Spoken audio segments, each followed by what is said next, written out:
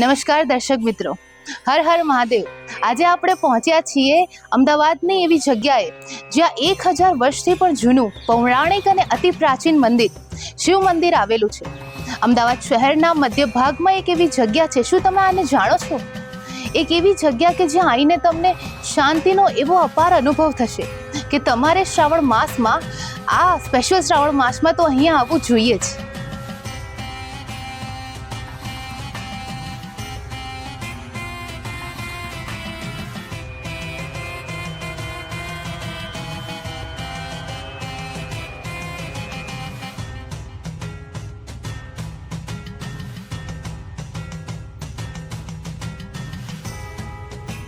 એક રસપ્રદ વાત એ છે કે આ મંદિર કર્ણ રાજાએ બનાવ્યું હતું, એટલે આપણા શહેરનું નામ પણ કર્ણાવતી પડ્યું. તો સમજ્યા ને તમે કે આ મંદિરનો અને આપણા શહેર અમદાવાદનો એટલો જૂનો સંબંધ છે. શ્રી કર્ણમુક્તેશ્વર મહાદેવ એ અમદાવાદના નગર દેવતા કહેવાય. અમદાવાદ નગરીની સ્થાપના કર્ણાદેવ સોલંકી સિદ્ધરાજ જયસિંહના પિતાએ કરી છે, આપણે જાણીએ છીએ. અને એમને આ એક પેલું ગાય સતત 3 દિવસ દૂધની ધારા કરી ત્યાં આગળ ખોદાવડાયું, એટલે આ સ્વયંભૂ શિવલિંગ નીકળ્યું છે. એટલે 1100 વર્ષ જૂનું આ મંદિર છે. અને એ પછી આ જે અત્યારે જે સ્ટ્રક્ચર છે એ ત્યારનું બનેલું સ્ટ્રક્ચર છે, ખાલી એને રિનોવેટ જ કરીએ છે. અને એની સાથે જ કર્ણસાગર તળાવ બનાવ્યું કે જે કાંકરિયા તળાવ છે. અત્યારે આ બધું જે ચારે બાજુ જે ડેવલપ થયેલું છે એ તમે કશું જ ના હોય તો અહીંથી 1-1.5 મિનિટના વોકિંગ ડિસ્ટન્સ પર કાંકરિયા તળાવ આવે. એટલે આ એનું મહત્ત્વ છે.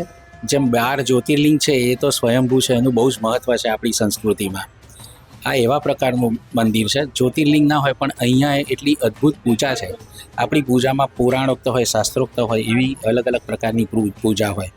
આ 55 મિનિટની પૂજા, એટલે કોઈ પણ દર્શનાર્થી આવે કે જે પોતાના શિડ્યુલમાં સેટ કરી શકે અને એનું બધું જ બીજું સાચવી શકે એટલી નાની પૂજા, જેમાં વૈદોક્ત અને શાસ્ત્રોક્ત મંત્રો અને સ્તુતિઓ છે. આની જે આરતી છે એ બહુ જ ઓછી જગ્યા કહેવાય છે, જે વૈદિક આરતી છે, અને કેટલીક ગુજરાતી સ્તુતિ છે. એવું સરસ આ આખું અમારી પૂજા છે. અને પૂજા કોઈ પણ અંદર આવે એટલે એ ખુશ થઈ જાય છે અને કે એ ફરીથી આવે છે. અને આ મંદિરનું એટલું બધું મહત્ત્વ છે. તમે ઘણા બધા દર્શનાર્થીઓ આવે તો તમે જુઓ તો એ એમના અનુભવો કે અહીંયા આવવાથી શું એમની આસ્થા ને કે તો આપણને લાગે કે ના ખરેખર બહુ જ પથ્થરમાં અંદર મોટું એક હોલ છે, નાનકડું બોર મોટું સમાય એટલું. એની પણ વાત એવી છે કે ત્યાં હીરો હતો ને હીરો પછી આક્રમણખોરોએ ચોરી ગયા હતા. એટલે બહુ સરસ શાસ્ત્રીય અને પૌરાણિક મહત્ત્વ ધરાવતું મંદિર છે. અને અહીંયા હું કહું, જેને પણ શ્રાવણ મહિનામાં શ્રદ્ધા છે શિવજીની, અચૂક અહીંયા આવે દર્શન કરવા માટે. આ મંદિરના એક ખૂણામાં આજે પણ કેટલીક ખંડિત મૂર્તિઓ સચવાયેલી છે.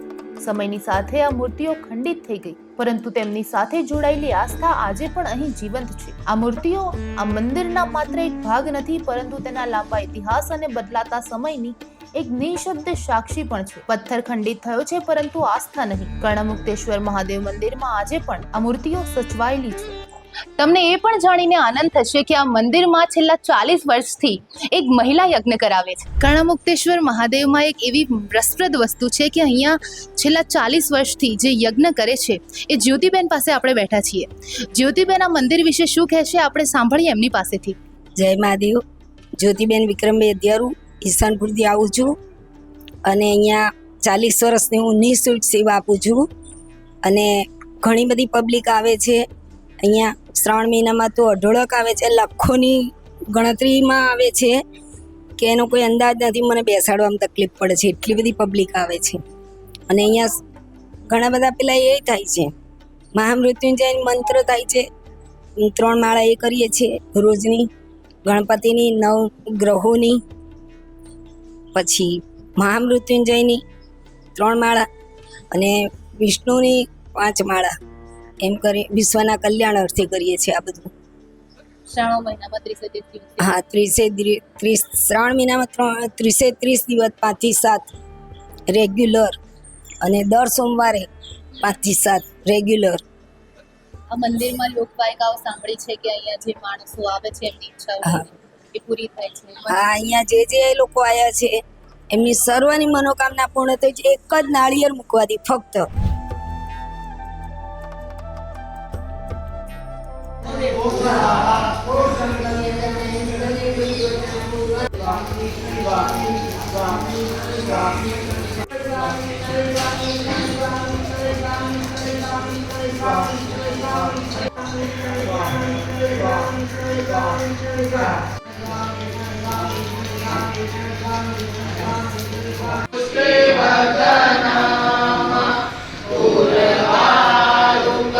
અમદાવાદના સાળંગપુર વિસ્તારમાં આવેલું આ કર્ણમુક્તેશ્વર મહાદેવનું મંદિર, આમાં શ્રાવણ મહિનાના 30 દિવસ યજ્ઞ ચાલે છે.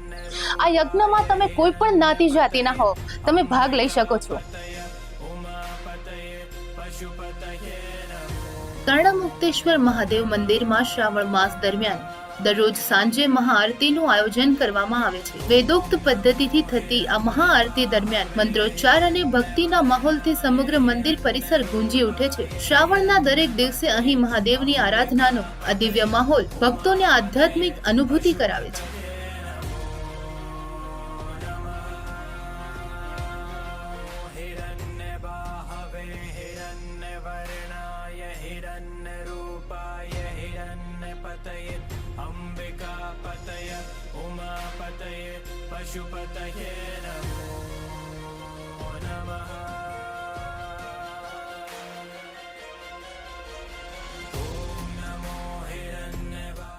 શ્રાવણના દર સોમવારે અમદાવાદના આવા જ પ્રાચીન અને પૌરાણિક શિવધામની કહાની લઈને અમે આવીશું તમારી સમક્ષ અમારી YouTube ચેનલ પર.